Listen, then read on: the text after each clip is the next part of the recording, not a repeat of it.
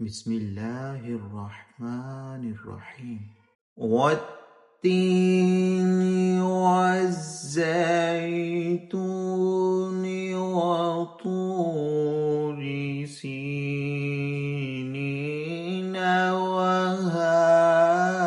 البلد الأمين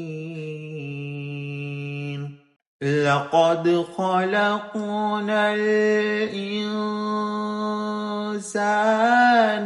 في أحسن تقويم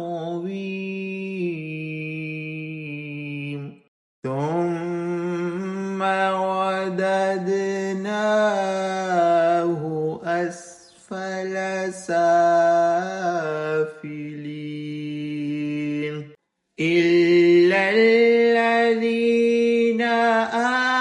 آمنوا وعملوا الصالحات فلهم أجر غير ممنون فما يكذبك بعد